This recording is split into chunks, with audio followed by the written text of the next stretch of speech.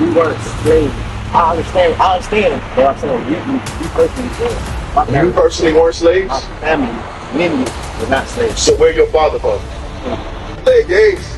Why are we playing word games when we out here to edify you? We work with your knowledge. You should have played word games with the people that told you that you was black, African American, that told you that Jesus Christ was white. Those are the people you should play word games with. You wealthy or knowledge. I ain't talking about knowledge. I'm asking you wealth as in, do you have financial resources? Bring it out. Do you have money? That's what I'm talking about. I'm not talking about wealth of knowledge. Right. But you don't have founding fathers of this country.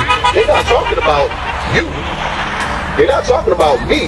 They're talking about themselves.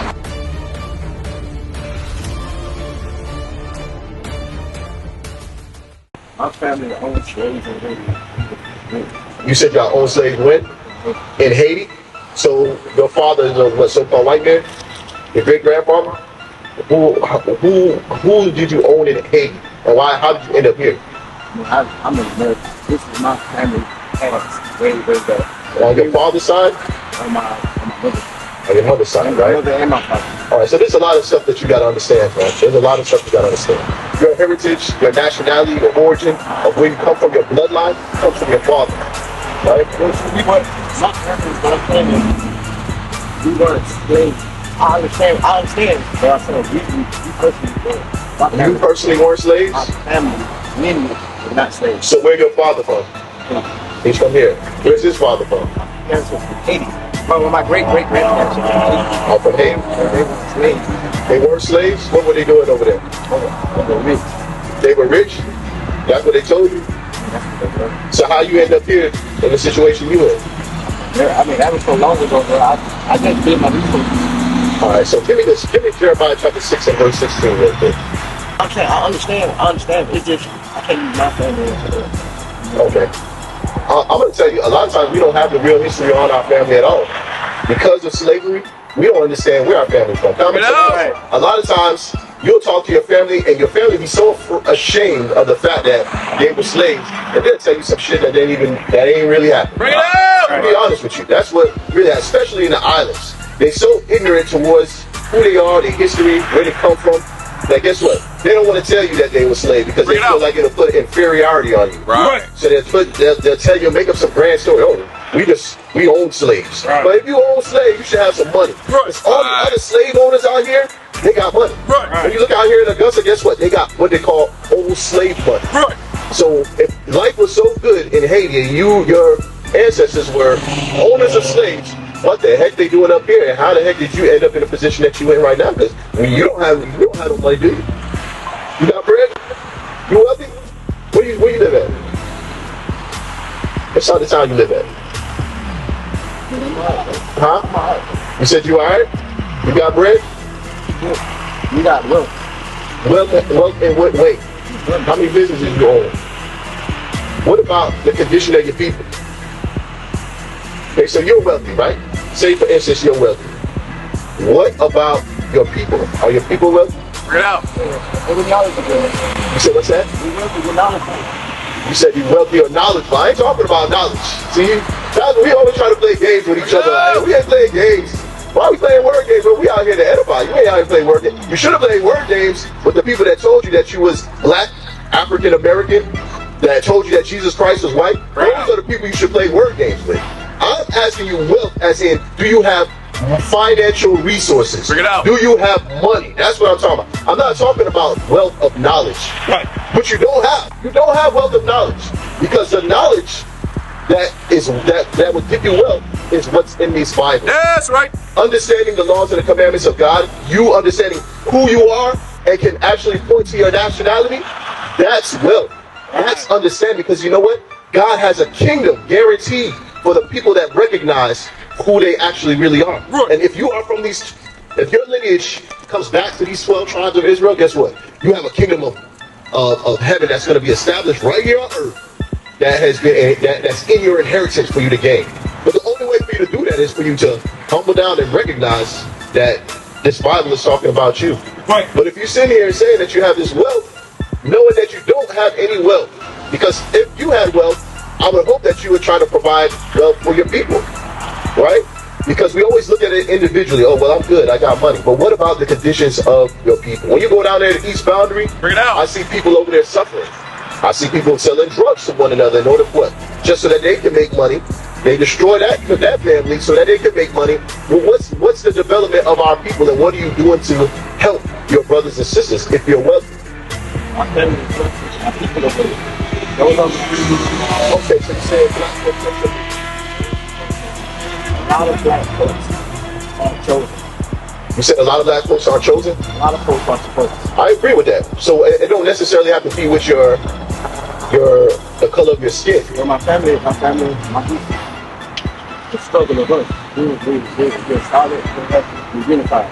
We're healthy. You said you identify. I can't hear you. Go say My it. family is solid, we're healthy, we're wealthy. We're good, my people are good.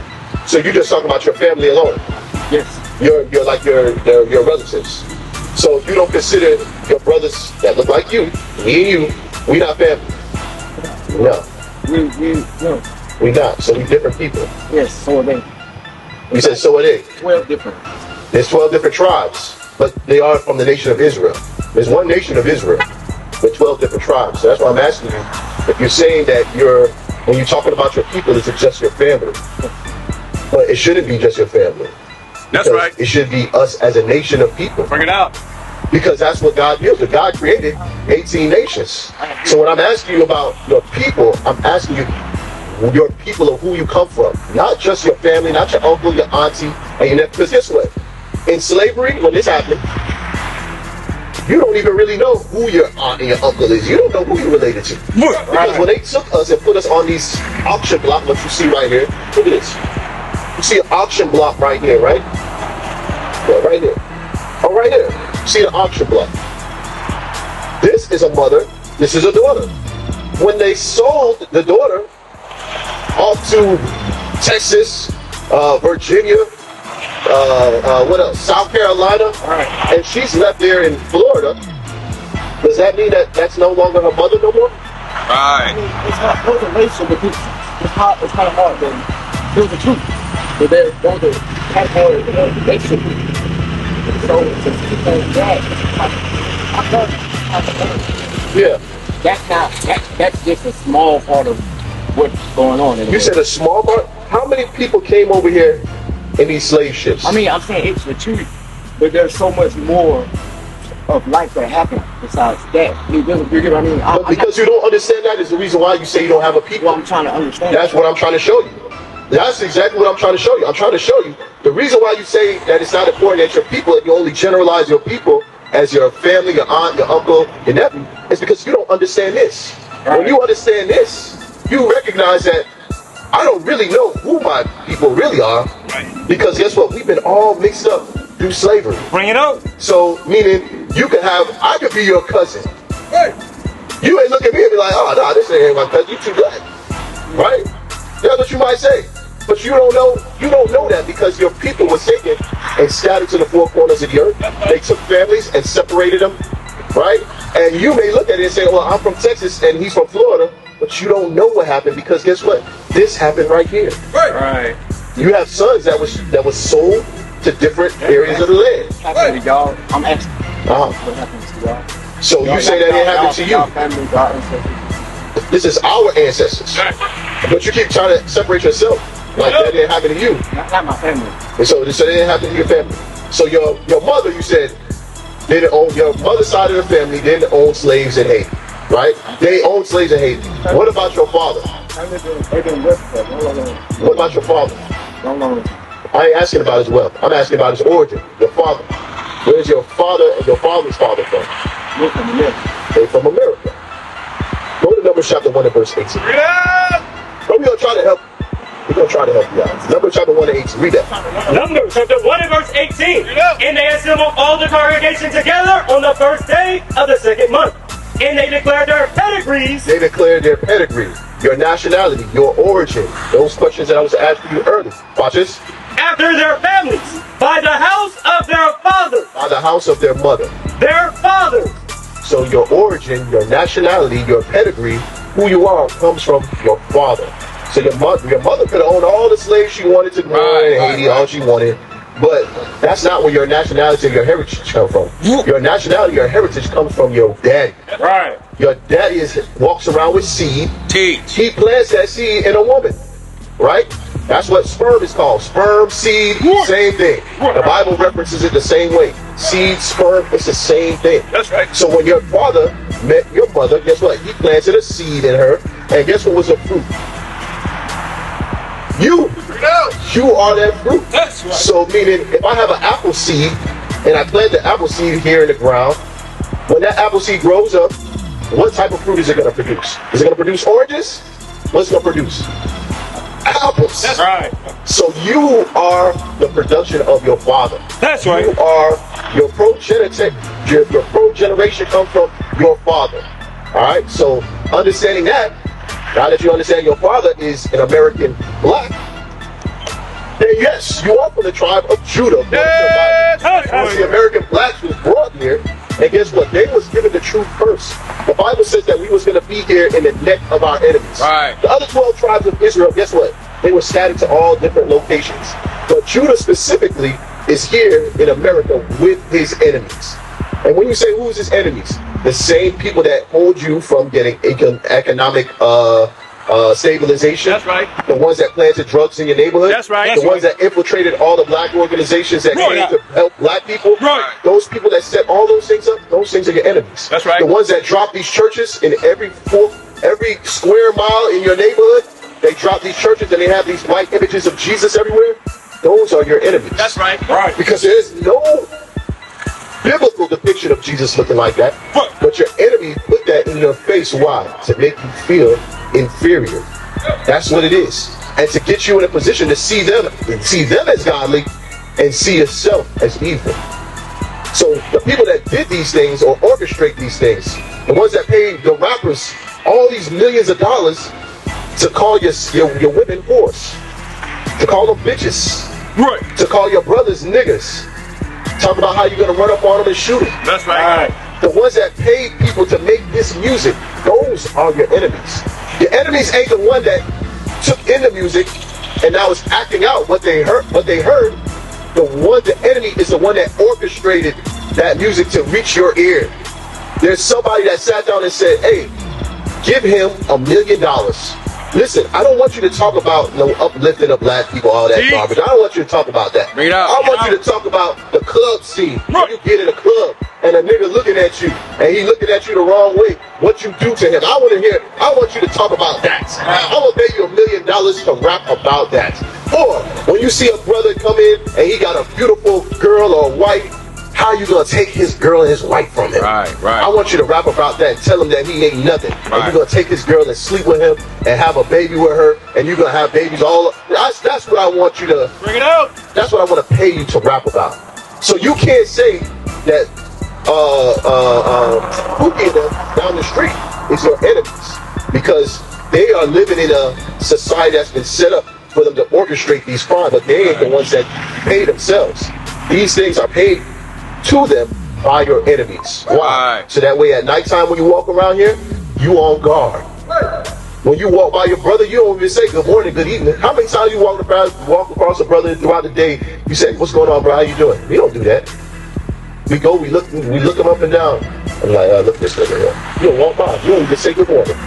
You don't even say good afternoon in our community. Bring it out. Right. We don't, I'm telling you, we hate each other.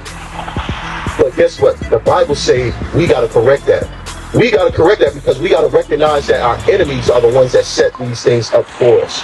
We got to recognize that we are a people collectively, not just one individual, not just my family.